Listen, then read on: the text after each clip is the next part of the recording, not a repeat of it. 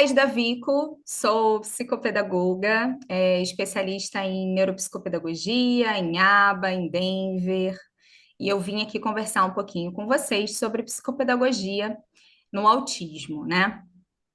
A minha jornada aí com autismo, ela já começou desde o tempo de escola, porque como a minha primeira formação é em pedagogia, então tinha, né, uma criança que na época não era caracterizada com autismo, porque o autismo ainda não foi identificado, era com TGD, né, transtorno global do desenvolvimento.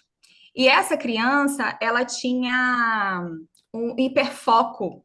E como ela ia muito em igrejas, né, junto com a família, acompanhava a família, então ela chegava louvando em sala de aula, louvando nos espaços, né, interativos, assim, no parquinho, enfim, no pátio, e a gente achava aquilo, assim, né, bastante intrigante, né, o que fazer e tal, e tinha psicóloga, tinha psicomotricista, então eu costumo dizer que o autismo, ele chegou para mim, ainda sem o nome, mas no ambiente escolar, antes mesmo da psicopedagogia, antes mesmo da gente pensar de eu pensar assim, né, em inclusão escolar.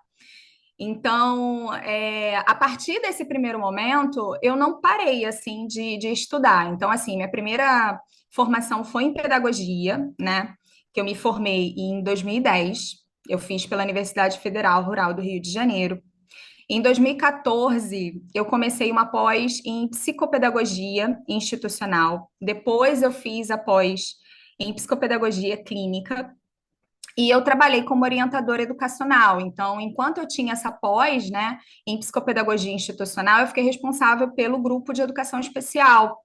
E a nossa unidade recebeu um prêmio de acolhimento, né? Então, acaba que eram 13 unidades, mas essa unidade recebeu um prêmio de acolhimento para o grupo de educação especial e todo mundo se referenciava, né, a essa unidade e eu era responsável por esse grupo, né, de educação especial. Então a gente fazia atendimento aí por mais de 50, né, pessoas com diversas questões. Então, desde transtorno específico de aprendizagem, autismo, TDAH, né, uma série de questões. Então, a inclusão, ela veio chegando assim, né, como dentro da educação, né, essa questão da educação especial entrou para mim assim, ali no ambiente escolar, no ambiente de ensino, e eu fui correndo atrás. Eu fui correndo atrás e estudando.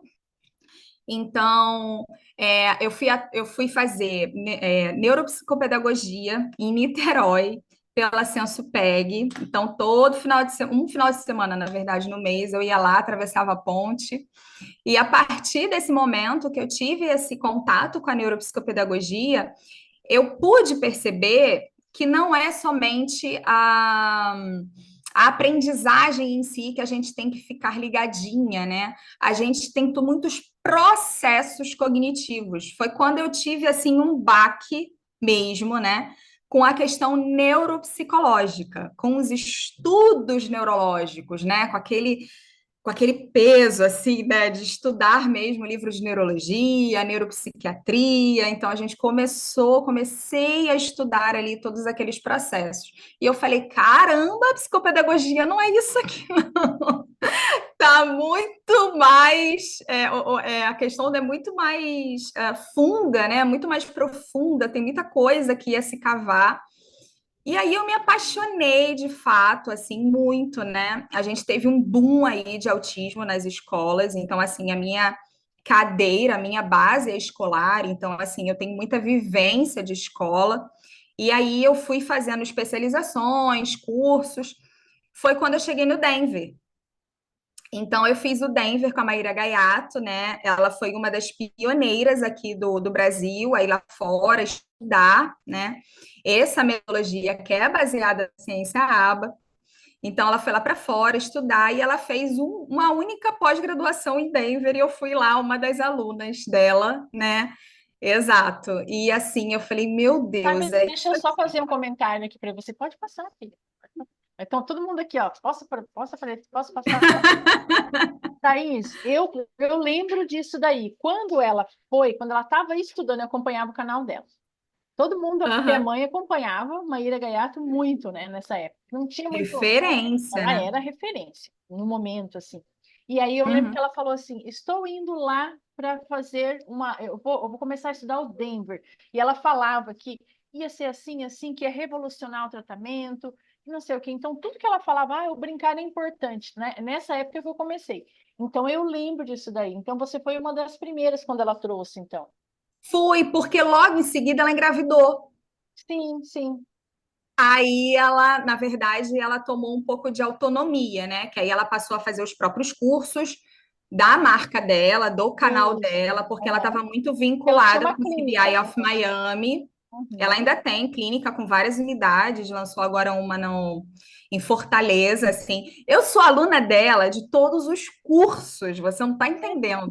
Que legal. Eu fiz até o curso de. Qual o nome daquele curso, meu Deus? Para relaxar, que é o marido dela que ministrava. As primeiras lives que ele fez, eu era a louca dos comentários, de perguntar e falar assim: faz curso, faz curso. Aí ela me respondia, eu ficava Olha. nas nuvens, né? Aham. E logo depois, óbvio que não foi a meu pedido, assim, mas eu contribuí um pouquinho. Ele montou uma pós não, um curso gratuito dentro do canal dela de cursos e pós. Então, assim, todos os cursos de capacitação dela eu fiz, né? Tem todo um grupo muito bom que é ela, Neurosaber, né?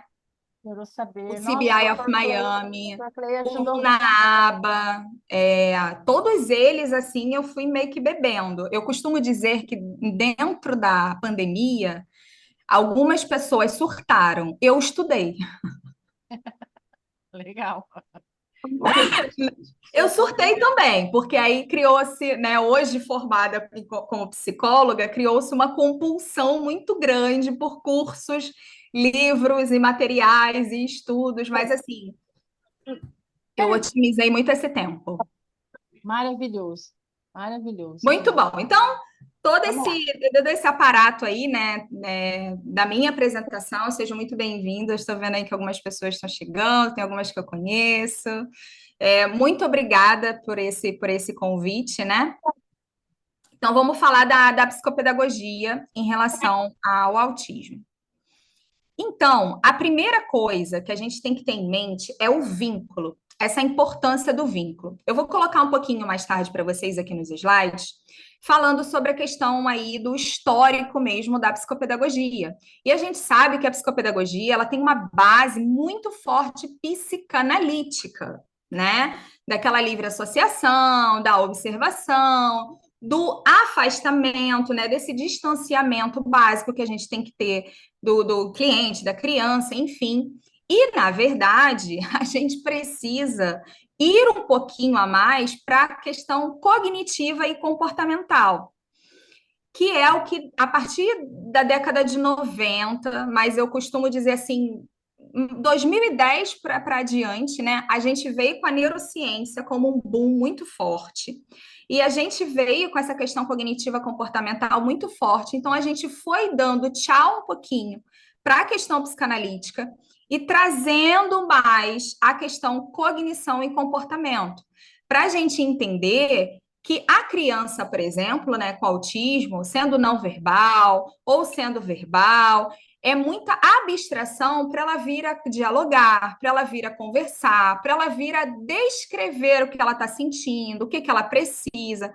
Então, nós que precisamos, na verdade, nos capacitar e observar o silêncio, né? Os gestos, as ações dessa criança para a gente ter. Então, a primeira coisa na vida que a gente precisa fazer é um vínculo. E às vezes esse vínculo, ele não é dado imediatamente. A gente precisa de umas semanas, a gente precisa de um mês, e a gente precisa, de fato, fazer uma lista de preferências, seguir a liderança dessa criança, entender as suas motivações, os seus interesses, para a gente, de fato, construir aí uma avaliação e uma intervenção. Então, essa primeira estrofe, né, eu quis começar com esse primeiro slide falando sobre o vínculo que a gente obtém resultado. Sem vínculo, a criança não dá abertura social. Sem vínculo, a gente não consegue esse contato visual, a gente não consegue estabelecer programa, a gente não tem uma interação e muito menos uma avaliação ou um acompanhamento mesmo desse processo, tá? Pode passar aí o primeiro slide.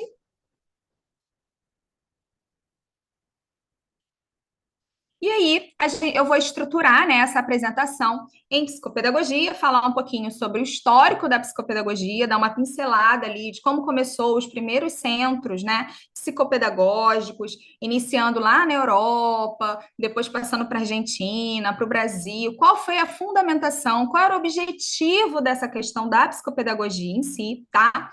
O autismo, né, a nossa estrela da noite, a gente não pode deixar de falar sobre autismo, trazer realmente as questões ali do DSM, porque assim, até hoje existe muita falácia, existe muita coisa que falam sobre autismo. Virei autista, o autismo agora. Realmente você é autista, ou você deixou de ser autista, então a gente ainda tem muitos mitos acerca da questão do autismo. Falar um pouquinho sobre a psicopedagogia e o autismo, essa relação entre os dois, né? E a forma de atuação. O que de fato o psicopedagogo faz, como faz, né? Quais são os principais métodos, o que a gente pode contribuir com essa equipe multiprofissional. Pode passar, Maria Júlia. E a psicopedagogia, gente, assim, apesar dela não ser regulamentada, ela é autorizada, né?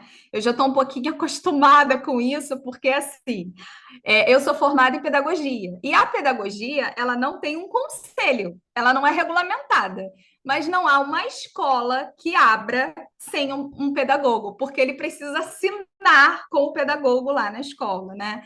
Então, assim, é uma coisa que é impressionante. Então, a psicopedagogia, a gente tem uma luta aí muito grande para regulamentar a profissão, mas ele é aceito em concurso público. Os próprios médicos, eles já fazem o encaminhamento direto para o psicopedagogo. Eu peguei uma vez no laudo de um neurologista com uma criança de 2 aninhos encaminhando para intervenção precoce. Eu fiquei tão feliz que eu falei: eita, nós, é isso aí, a psicopedagogia agora está abrindo para o mundo, né? A gente precisa entender que a aprendizagem humana se faz desde muito piquitito, né? Desde do primeiro ali contato mesmo com o mundo. Então, a psicopedagogia, ela é um campo do conhecimento que ela vai alinhar vários saberes. Então, ela vai alinhar saberes da psicanálise, ela vai alinhar saberes da epistemologia genética, ela vai alinhar saberes da pedagogia, da psicologia, tá? E ela vai ter como objeto de estudo a aprendizagem. A aprendizagem humana. Então, a gente pode ter atendimento psicopedagógico com criança, adolescente, idosos, tá? E cada profissional vai dar aí o seu enfoque para isso. E é muito importante a gente entender essa questão da aprendizagem humana, porque, por exemplo, quando a gente vê aprendizagem, a gente só se destina a alguma questão de sala de aula, de escola, e na verdade não, gente. A gente tem que entender a aprendizagem como um grande iceberg, né? O que a gente vê ali no cume é uma coisa, os sintomas, algo que a criança está apresentando de comportamento disruptivo, de uma dificuldade de aprendizagem, de uma inquietação em sala de aula, de não estar prestando atenção, de uma desmotivação, né? De uma falta de frequência, de interesse, uma série de coisas é ali. E o que está embaixo é o que a gente vai precisar detectar através de uma série de instrumentos, que eu vou conversar um pouquinho mais à frente com vocês, né, com uma avaliação propriamente dita, muito específica, para a gente entender os processos cognitivos que estão levando a essa dificuldade de aprendizagem, certo? E aqui, né, vou trazer um pouquinho do histórico da psicopedagogia, que a gente começa com o primeiro centro de psicopedagogia no mundo, lá em 1920. Então, com o pensamento lacaniano, né? Com o pensamento da psicanálise. A gente não pode ficar também metendo malho na psicanálise, porque era a primeira ciência, né? Então, tudo era baseado na primeira ciência, né? Na questão da psicanálise em si. Depois vieram as outras, tá? As outras ciências e tomando o seu corpo, né? Tendo corporeidade e tendo os artigos científicos para demonstrar aí os tamanhos dos resultados em si, tá bom? Em 1940, né, os centros psicopedagógicos na Europa. Então, o que acontece? Esses centros, eles precisavam, eram atendimentos, né, em clínicas, tá?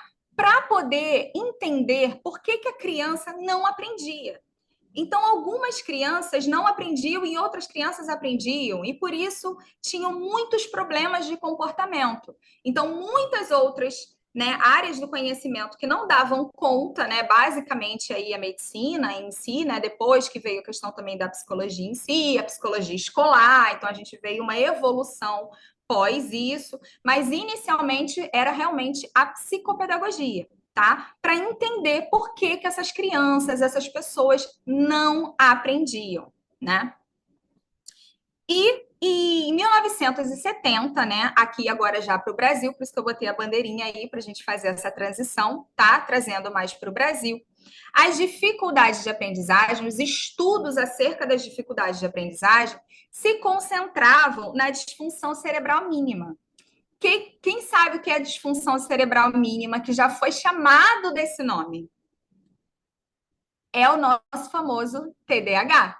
TDAH já teve diversos, né? Diversos nomes, né? Podemos dizer assim. E o primeiro deles foi esse de disfunção cerebral mínima, porque era aquela criança irrequieta, né, que não prestava atenção ou que ficava muito dispersa, né, uma série de coisas, até porque hoje em dia a gente entende as várias predominâncias do TDAH, né, mas antes o que saltava aos olhos era a hiperatividade, então aquela criança que não parava quieta, que não prestava atenção, que não fazia nada, então os estudos acerca do TDAH, por isso que hoje em dia o TDAH tem uma consolidação até muito maior de estudos e de entendimento do que o próprio autismo, porque ele começou antes do autismo em si, né? Então, o objetivo desses grandes centros aí, tá? Psicopedagógicos espalhados pela Europa, Argentina e o Brasil, chegando lá só em 1970. Jesus, 50 anos depois, né? Era tentar readaptar com terapia, né, com entendimento, de crianças com comportamentos socialmente inadequados na escola ou nos centros, e atender crianças com dificuldade de aprendizagem, meio inteligente. É muito interessante, né? A Nádia Bossa, ela fala muito sobre psicopedagogia no Brasil, inclusive é um livro que eu super indico. Ela fala sobre o estudo com crianças inteligentes, criança com deficiência intelectual, ai, Jesus, isso aí passava longe, né? Não era nem identificado ainda. Não era nem identificado ainda.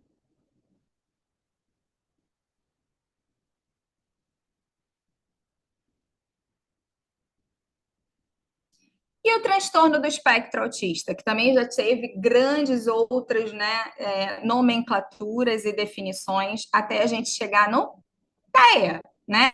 Transtorno do espectro autista. Porque realmente eu acredito que assim a gente ainda vai ter uma revoluçãozinha aí com a CID-11, né? Que é a partir de janeiro de 2025, com a questão dos níveis, né? Porque existe nível um, nível 2, nível 3, mas isso está trazendo mais confusão do que esclarecimento, assim. Porque é o nível um que não precisa de apoio? Precisa. É o nível 2 que precisa de pouco apoio? Todos precisam de apoio, todos precisam de equipe multiprofissional, precisa de entendimento. Por quê? É um cérebro, né, com um funcionamento diferenciado e tem algumas características que são relevantes. Então, para ser caracterizado com autismo, tem algumas características que o próprio DSM traz isso, né? Para a gente tem que estar enquadrado naquelas características para ser autismo, né? Senão a gente vai precisar fazer um diagnóstico diferencial e identificar alguns outros laudos e diagnósticos em si. Mas o transtorno do espectro autista, ele tem uma gama de diversidade, assim, né? Eu tenho, por exemplo, pacientes com nível um que dão mais trabalho do que pacientes com nível 3, nível 2. Então, assim, é muito singular, né? E um grande diferencial, na verdade, é a participação da família, é um entendimento em participar mesmo, né, de várias propostas específicas da fonoaudiologia, da psicologia, da psicopedagogia, da musicoterapia, tudo isso. Mas o que é mais importante nisso tudo é ter a integração das informações entre os profissionais. Então, assim, hoje em dia a gente tem diversos canais para a gente poder melhorar ainda mais essa comunicação. Então, todos os meus clientes do consultório, eu mantenho um grupo, né, de WhatsApp com os profissionais. E ali a gente conversa, a gente explica, a gente fala sobre as metodologias, a gente, quando dá, né, dá um feedback ali das sessões para a gente poder ir trocando e vendo se de fato a gente está seguindo aí no mesmo caminho, tá? Então, transtorno do espectro autista, né? A gente tem aí déficit na comunicação, no interesse restrito e estereotipados, né? E na comunicação social em si.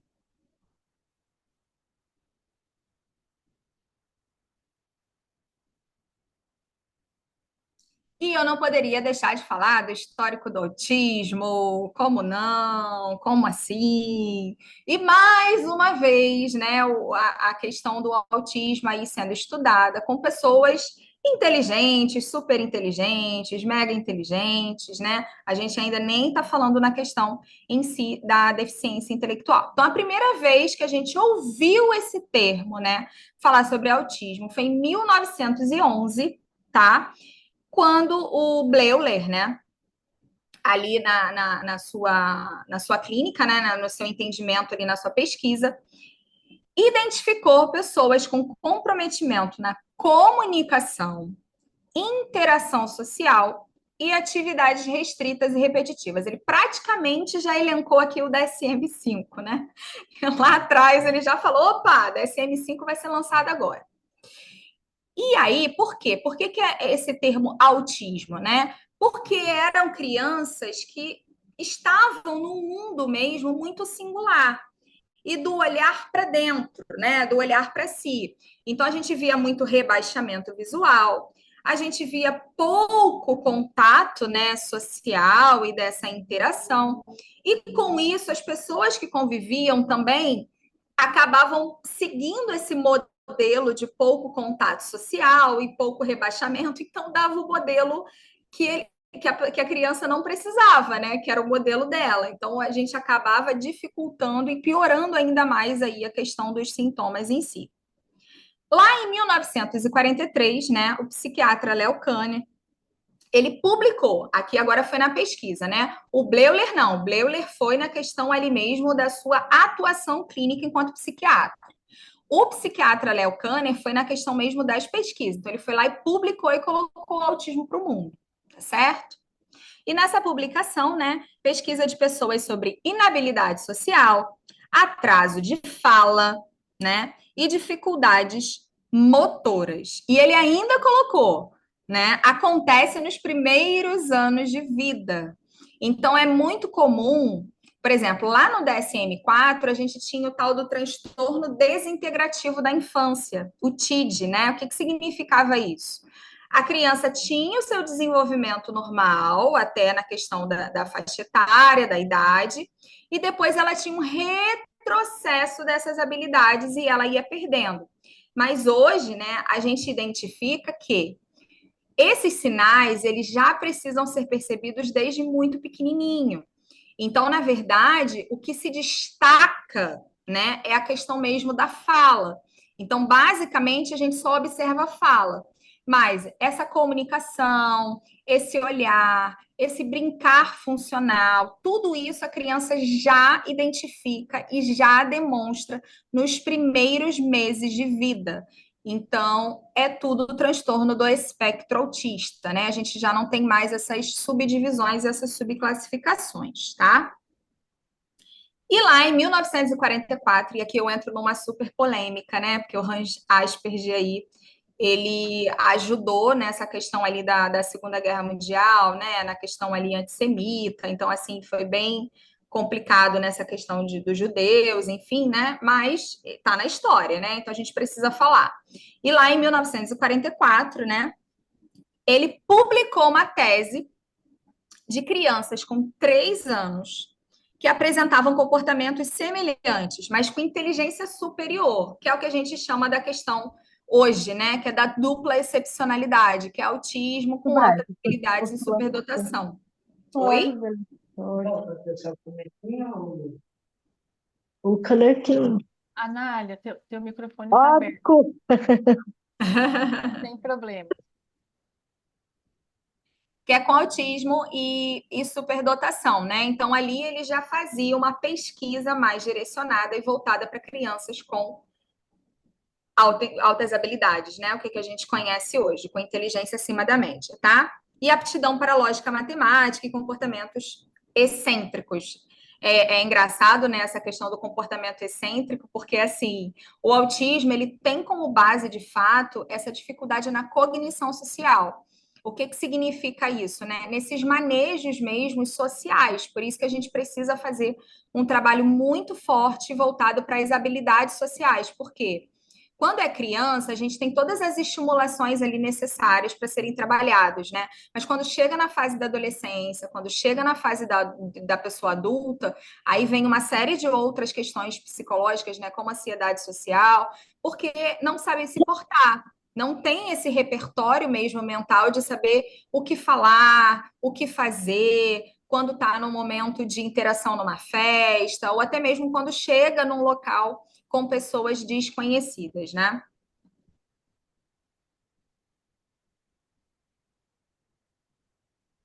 E aí a gente tem lá todas as características, né? O que se caracteriza o autismo em si, né? Então, déficits persistentes na comunicação e na interação social. Eu acho muito interessante porque a gente pode falar assim, mas comunicação e interação são coisas parecidas. Sim, elas se complementam, mas elas não são iguais. Porque na comunicação, a gente tem a questão verbal e não verbal, né? Hoje já é sabido que o não verbal, ele pode, a criança pode oralizar, ela pode falar, mas é uma fala um pouco disfuncional. É seguida mais por ecolarias, né? Que são aquelas falas repetitivas de que acabou de ouvir ou de falas de personagens, está enquadrado na questão verbal. E a verbal em si, né? Que a pessoa já consegue uma funcionalidade, então ele já tem uma intenção comunicativa, que é o super importante, tá?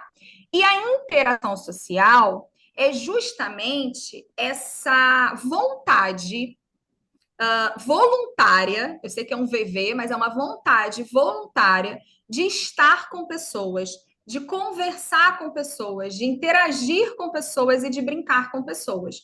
Então, é muito comum uma criança com autismo, ou até mesmo com alguma suspeita, sendo ali, né, estudado para isso, estar com um grupinho de crianças, mas se interessar pelo brinquedo, se interessar por um outro elemento, né, que não seja a criança, a outra criança. Porque no desenvolvimento típico, né, sem alguma anomalia ou dificuldade em si, a criança tem interesse na criança. Ela não tem interesse no objeto. Thaís, mas brinca de pegar o brinquedo, de partilhar, sim, ela está brincando, mas ela está demonstrando ali as emoções, né? Está interagindo com o outro. Eu quero, não quero, eu quero, não quero. Então, existe a questão da interação. Padrões restritos e repetitivos de comportamento. Então, esses padrões restritos e repetitivos, ele está muito relacionado à nossa inflexibilidade cognitiva, que significa o repertório rígido. Então, às vezes, por exemplo, e não são só as pessoas com autismo que têm repertório rígido de pensamento, não. Muita gente tem inflexibilidade cognitiva, que é quando a gente vai conversando e a pessoa dá aquele sim ou não, e você não consegue prosseguir com mais, porque depois ela até se desregula, ou bate a porta, ou sai da sala, algumas coisas assim. Isso está relacionado à rigidez cognitiva, isso está relacionado à inflexibilidade. Então, está muito nessa questão de o que eu fiz de script mental. Então, assim, o que eu organizei na minha cabecinha para chegar, para brincar, para fazer. E se aquilo ali apresenta alguma mudança, aí vem a desregulação, porque eu não sei como lidar. E aí tem a necessidade da questão da habilidade social. Então, eu não sei lidar com aquilo ali, o que eu faço? O nosso cérebro, ele tem dois mecanismos, acaba tendo um terceiro também, que é luta, fuga e o freezing, que é o congelamento. Então, na verdade, geralmente a criança vai apresentar esse comportamento aí mais disruptivo, né? Porque ele não sabe, assim, dá como se fosse um pane no sistema. Caramba, o que fazer agora? Não sei o que fazer. Então, esses padrões restritos e repetitivos de comportamento, tá? E eu fiz questão de frisar ali, né, item da letra C, porque os sintomas devem estar presentes precocemente. Não é assim, virei autista, né? Ou eu tô com sintomas autísticos. Nossa, gente, é cada coisa que a gente escuta que é impressionante. Então, assim, nasce autista, né? Você não vira autista, você não fica autista, você nasce com autismo, tá certo? E causa prejuízo clinicamente significativo. Então, precisa causar aí prejuízo, pelo menos em dois âmbitos, né? A gente costuma dizer até uma diferença entre dificuldade e transtorno é porque a dificuldade é uma coisa pontual e o transtorno ele precisa atingir dois ou mais ambientes. Então, pode ser na família, na escola, né? Família, no social. Então, precisa ter aí mais de um, né? E não ser explicada por deficiência intelectual. Ó, a famosa aí deficiência intelectual. Porque quando você vai lá no Manual Diagnóstico e Estatístico de Transtornos Mentais, que é o DSM, na versão 5, DSM-5, a gente tem um outro parâmetro para deficiência intelectual. É muita coisa relacionada à deficiência intelectual. Então, muita gente hoje, na verdade, tem só a deficiência intelectual e ou o autismo com deficiência intelectual, que é mais de 50%, né?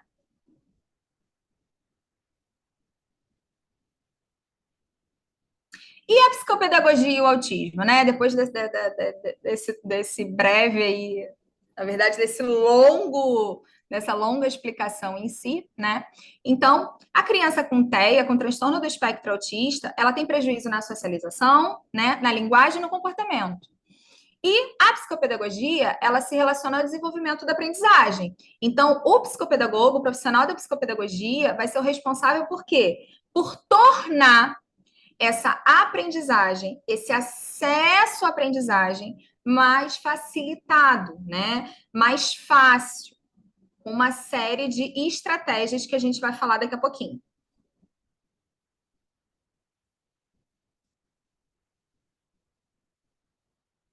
E aí a gente tem alguns déficits nas habilidades que a gente, por exemplo, enquanto psicopedagogo, né, podemos atuar.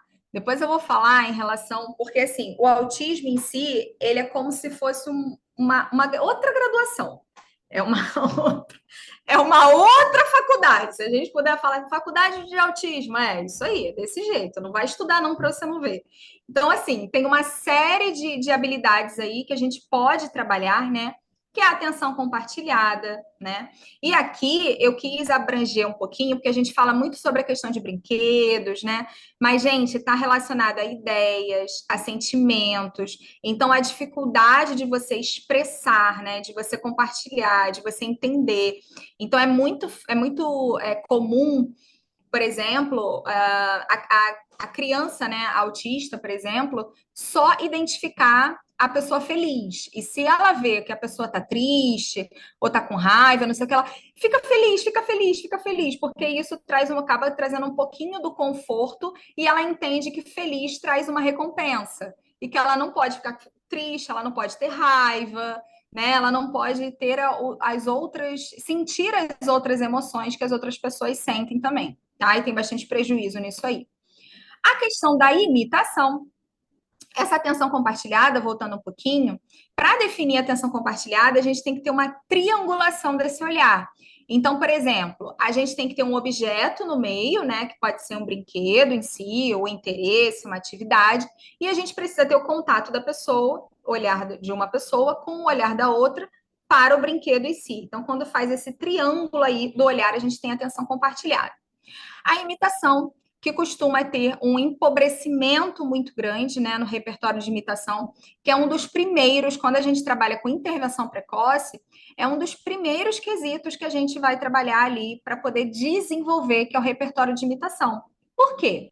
A criança, ela aprende olhando, observando, e ela precisa depois imitar aquele comportamento. E ela vai reforçando aquela habilidade. Então, se ela não tiver comportamento de imitação, né, bem estabelecido ou empobrecido, ela vai ter dificuldade nesse processo de aprendizagem. Então, entende que não é só olhar lá para a aprendizagem, que a gente tem que identificar lá as habilidades que são pré-requisitos para isso. A comunicação social, que eu já falei, a famosa função executiva, que a Dani me prometeu que a gente vai fazer uma live a respeito de funções executivas, que é uma outra faculdade também sobre funções executivas, né?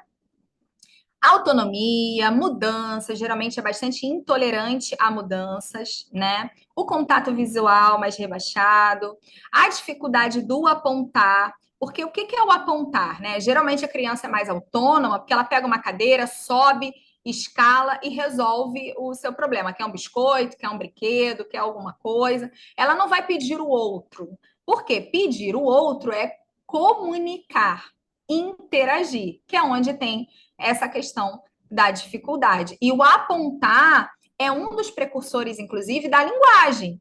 Então, assim, antes da criança falar, ela tem que ter atenção compartilhada, ela tem que ter contato visual, ela tem que saber apontar.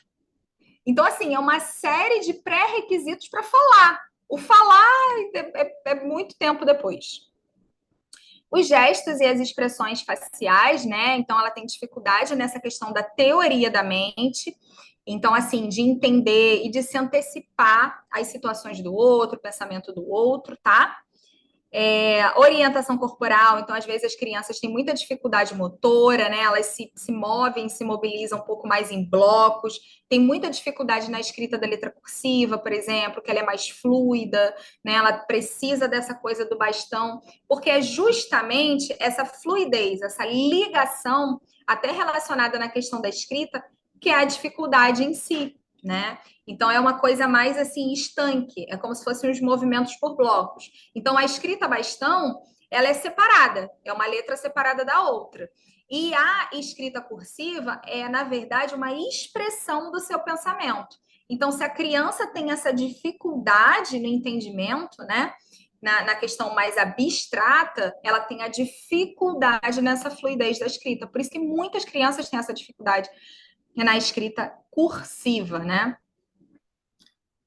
Entonação da fala, que é muito característico. Então, às vezes, por exemplo, uma criança com nível 1, né, que está com a sua inteligência preservada, ela tem aquela fala mais monótona. Por quê? Ela tem essa dificuldade na melodia da voz, que lá para as questões da fonodiologia, a gente chama de prosódia, né? Que é essa melodia da voz. Porque o que acontece? Quando a gente conversa, quando a gente interage, principalmente início assim de alfabetização, a gente coloca muito a criança, a gente lê para a criança, né? A gente faz aquela leitura compartilhada. E eu gosto também de colocar, às vezes, até um audiobook para a criança ouvir exatamente como é falado alguns termos, da forma como é falado, para que ela possa ir internalizando as entonações, né? Então, assim, de acordo com pergunta, com exclamação, né? Com uma série de questões mais assim, das onomatopeias em si, para que justamente tenha essa fluidez aí na questão da fala em si, tá? A teoria da mente, né? Como eu acabei de falar, que é essa inabilidade em compreender os estados mentais dos outros, dificuldades em perceber crenças, já botei crenças aqui, ó, já vim para a questão da psicologia. Intenções, emoções e conceitos, né, da outra pessoa. E hipo ou hiperreatividade a estímulos sensoriais, que aqui dá mais uma aula também aí, principalmente se chamar uma terapeuta ocupacional para falar um pouquinho sobre isso, que são as questões sensoriais. Então, assim, às vezes a criança necessita de uma acomodação sensorial para ela poder permanecer sentada na sua cadeirinha, né? E conseguir manter uma atenção para fazer uma determinada atividade, tá? Então, às vezes a gente tem que ver se a criança ela tem um nível de alerta muito alto, um nível de alerta muito baixo. A gente tem que ter, enquanto profissional, o nível de alerta adequado, porque às vezes quando a criança vem muito hiporreativa, né, a gente precisa estar mais assim para poder chamá-la, para poder trazer ela, motivá-la para fazer a atividade em si, tá? Então tem muita criança que tem aí TPS, né, o transtorno do processamento sensorial, e que precisa de algumas acomodações, então precisa de integração sensorial na terapia ocupacional.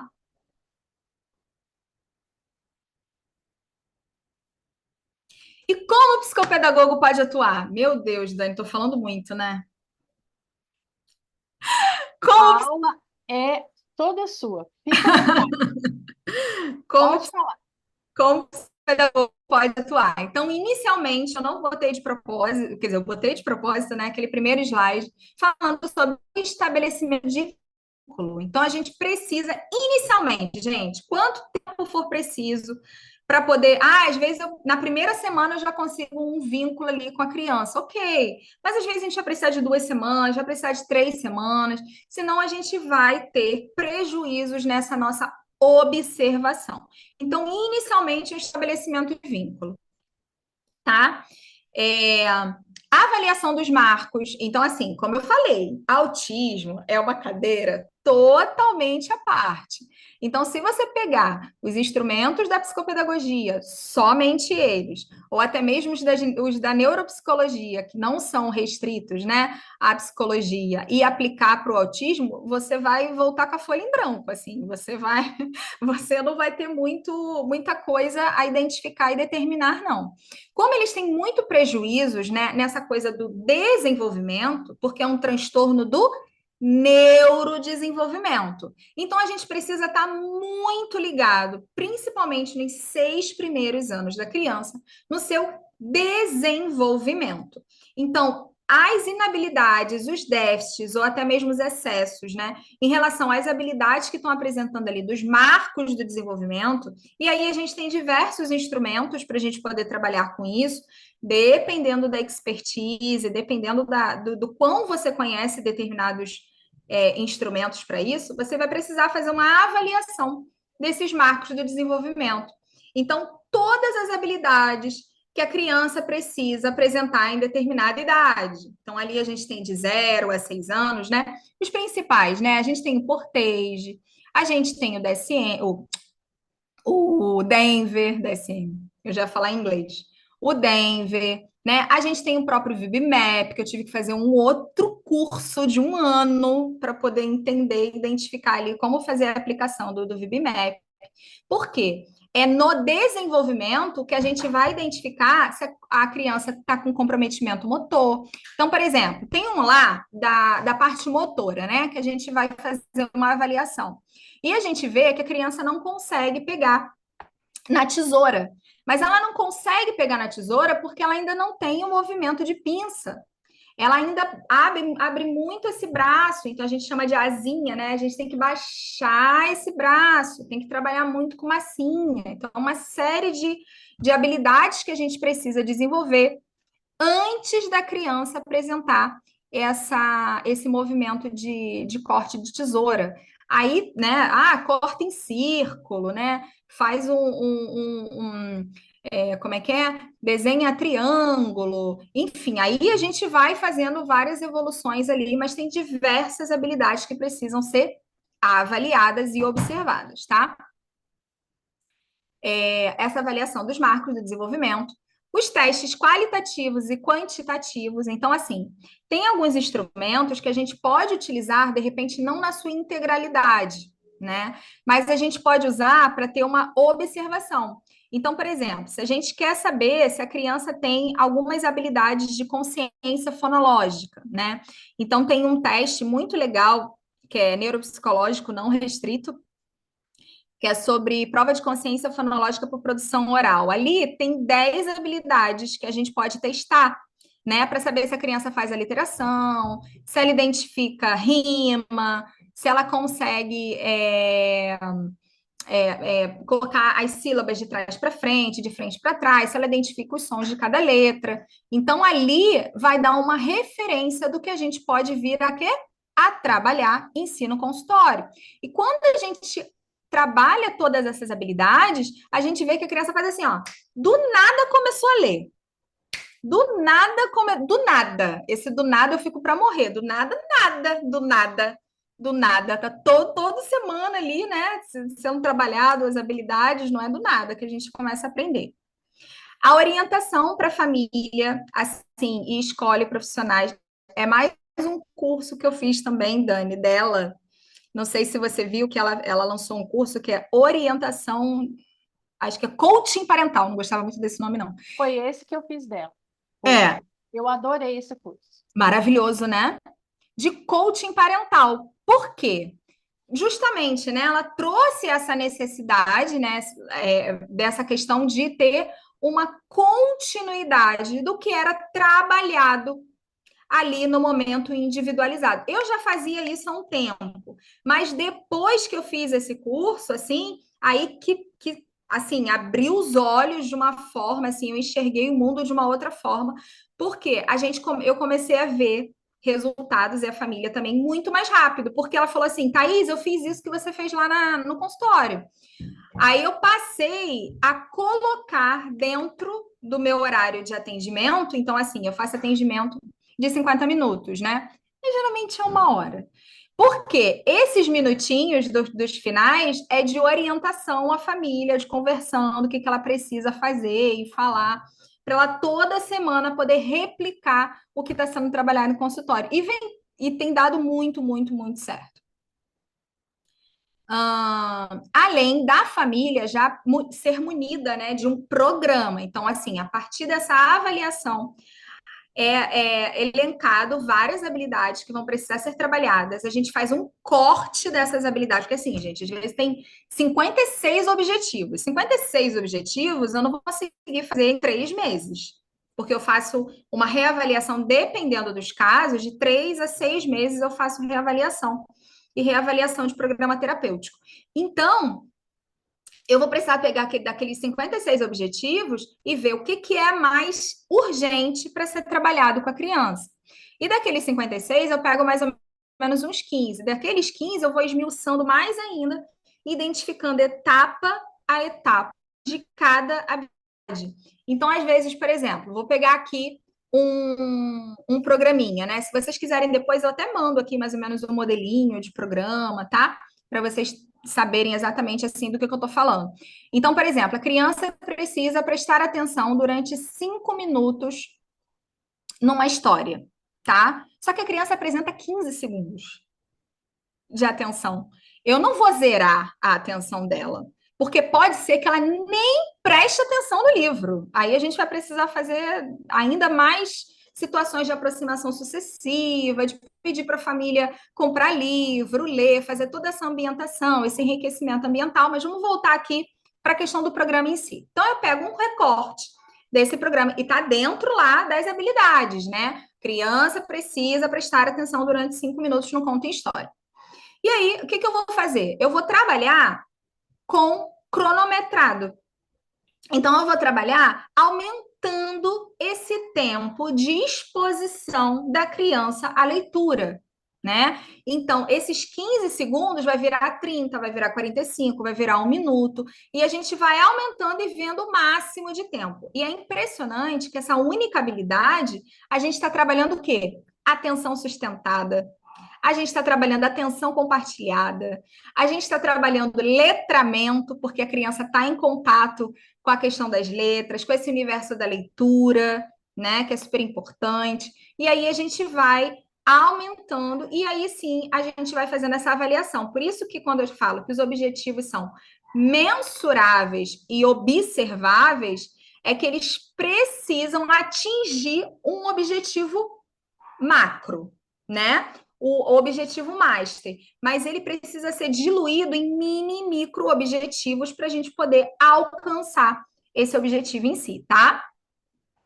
Intervenção com equiparação dos déficits e excessos comportamentais e de aprendizagem. Por quê? Eu tô recebendo muita bronca, porque eu não falo de altas habilidades, mas eu falei, gente, eu tenho que fazer curso de altas habilidades para poder falar com mais clareza, né, e identificação, porque altas habilidades eu ainda tomo uma coça, porque ela não está no DSM, são questões muito qualitativas e é muito do universo da psicologia. Então, eu vou começar a aprender agora sobre altas habilidades. Por isso que, assim, toda vez eu falo dos déficits e também coloco os excessos, porque as nossas crianças com altas habilidades também precisam de adaptações, também precisam de condução, né? De avaliação e intervenção. E acolhimento e instrução à escola, né? A gente não pode fazer tudo isso entre família e profissionais e deixar a escola por si só realizar ali tudo sozinho, tá?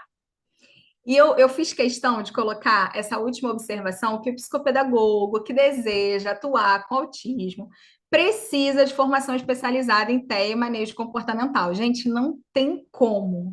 Ah, Thaís, eu acabei de fazer minha pós-graduação em psicopedagogia para trabalhar com autismo.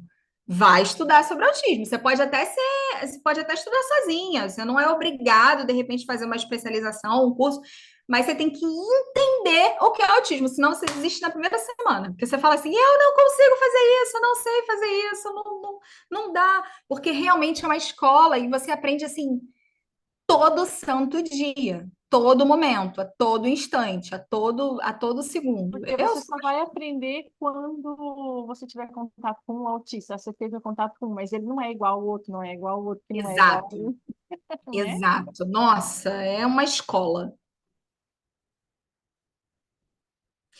E aí, eu não podia deixar de falar da nossa querida aba. Gente, não tem como, assim. Aba, eu costumo dizer que eu fiz a especialização em aba, né? Sou aí. Eu não vou entrar no mérito de analista do comportamento, que a gente não vai, vai chegar mais nessa situação em si. Mas a aba, ela mudou a minha vida, assim, porque não é somente com crianças, né? É com pessoas. Você trabalha a aba com pessoas, né? Enquanto psicóloga, eu quero muito trabalhar assim com a análise do comportamento aplicada, já é uma especialização que eu tenho e eu vou para essa área mesmo, né? Então a aba Applied Behavior Analysis é uma ciência. Então ela não é da psicopedagogia, ela não é da psicologia, ela não é da medicina, ela é para quem está disposto a estudar muito, a se aperfeiçoar, a ler os artigos, né? A entender o que significa a aba. Então, basicamente, a gente precisa entender que tudo que a gente faz é relacionado a comportamento. Isso nessa perspectiva cognitiva comportamental, tá? Os psicanalistas que me desculpem. Mas, assim, a gente precisa entender que tudo que a gente faz na nossa vida é comportamento. Então, por exemplo, é, eu tô com sede, né? Eu tô com sede é um antecedente, é a situação que me levou a ter o comportamento de beber água, beleza? Então, a sede me levou ao comportamento de beber água. Se eu bebi água por exemplo, isso, aí eu tive a recompensa que foi o quê? Matar a minha sede. Então, eu fiquei feliz, eu saí feliz dessa situação. Vocês acabaram de falar sobre aba. Isso é aba. O ato de beber água é aba. A sede, que é o antecedente, leva ao ato de beber água, que é o comportamento, e a consequência, que é a felicidade. Então, a gente vai analisar todo e qualquer comportamento, né, da pessoa. Então, é muito comum a criança falar assim, a mãe fala assim, mas ele fez isso. Ok, vamos analisar esse comportamento e identificar o que provocou esse comportamento em si. Então, por exemplo, eu fiz uma orientação há pouco tempo a uma escola de uma criança que estava o tempo todo a mediadora tirando ele de sala de aula. E eu estava achando que ele estava super feliz, né, com aquela situação de ficar tirando de sala de aula, de ficar tirando de sala de aula. Aí eu fiz uma reunião com a equipe e falei assim: vamos fazer o seguinte, a gente vai antecipar essa saída de sala de aula. Como é que a gente pode fazer essa antecipação de saída de sala de aula? Ele não ele tem uma hiperatividade muito significativa, né? Então ele não vai conseguir acompanhar os amigos ali no mesma hora, ele precisa de um tempo maior para fazer as atividades e tudo mais. E eu falei assim, então a gente vai estratificar. Então, por exemplo, a gente tem, sei lá, 9 questões que precisam ser feitas, né?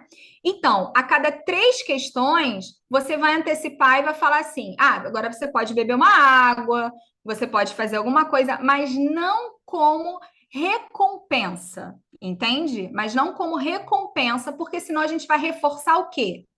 O comportamento dessa criança de sair de sala de aula. Então, a gente tem que tomar muito cuidado, justamente até mesmo com essas nossas orientações que a gente dá, né? E aí, a aba, ela é muito estudada para criança com autismo, porque justamente ela faz essa pormenorização do comportamento. Então, a gente vai analisando um passo a passo, porque assim, no geral, a gente não iria fazer, sinceramente, né? A gente não iria fazer, prestar atenção que a criança está lendo de 30 a 35, não, está prestando atenção numa história 30, agora está prestando atenção numa história por 35 segundos, por 40 segundos, por 45 segundos, se não fosse esse estudo, né, essa metodologia que a gente precisa identificar e pormenorizar o comportamento, tá? Então, eu coloquei aqui sobre o que é a aba, né? Baseia-se na coleta de dados antes, durante e depois. Então, isso é muito importante, que a gente precisa fazer desse acompanhamento de antes, durante e depois da intervenção, para analisar o progresso individual da criança. Então, um comportamento, um programa para criança não pode ser replicado para outra. Precisa respeitar, tá, a individualidade e a singularidade dessas crianças e auxiliar na tomada de decisões em relação ao programa de intervenção e as estratégias que melhor promovem a aquisição de habilidades especificamente necessárias para cada criança. Isso aqui é a aba que a gente costuma falar, mas não, se tem gráfico, se está mensurado, se tem os objetivos, se a família sabe exatamente o que está sendo feito e se está tendo resultados, é a aba.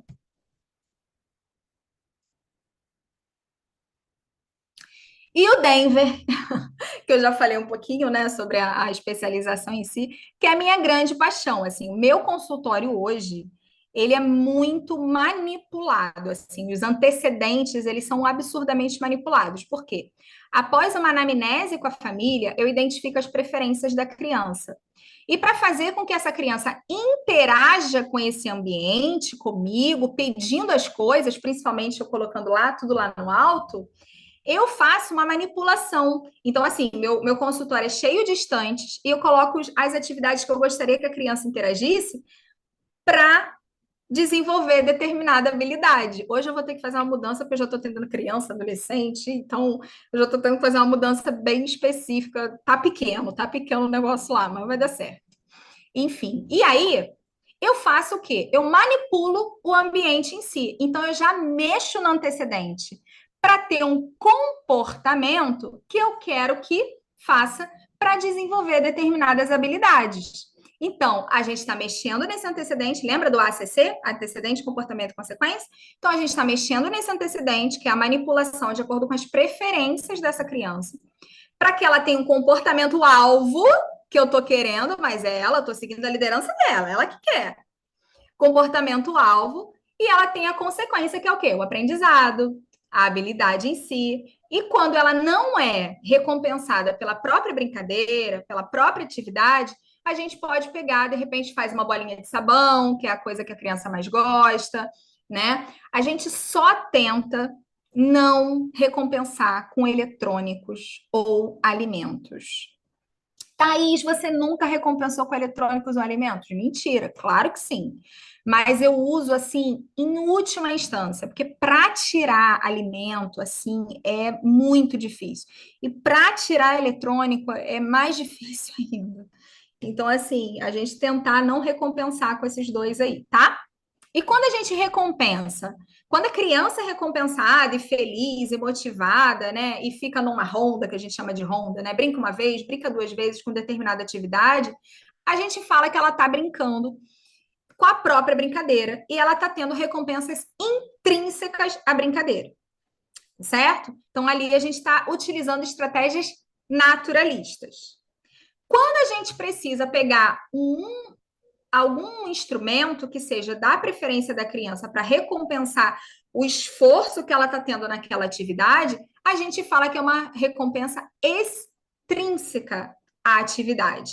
E aí está sendo DTT, está sendo mais estruturada a sessão, porque faz eu recompenso, né? Faz eu recompenso, mas tentando mesmo arrancar sorrisos da criança, que é o próprio cerne do Denver, né? O Denver, ele é baseado na aba, só que ele vai trabalhar com estratégias naturalistas, com brincadeiras sensórias sociais. O que são brincadeiras sensórias sociais? Que trabalha muito com a interação corpo a corpo. Então, ela é muito focada em crianças muito pequenininhas, então todo o protocolo é para crianças de 0 a 4 anos de idade. E aí, a gente tem várias brincadeiras para poder desenvolver aquelas habilidades pré-requisitos, que é o contato visual, atenção compartilhada, atenção conjunto, brincar social, tá? E aí é baseado na motivação, nas preferências, ambiente natural, o próprio reforçamento, né? E as brincadeiras sensórias sociais.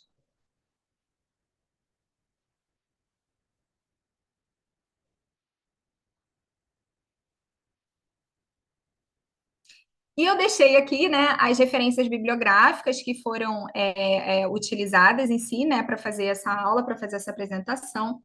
E agora eu vou deixar aí os minutinhos, eu não sei se eu ainda tenho os minutinhos finais para alguma pergunta, alguma questão, alguma dúvida.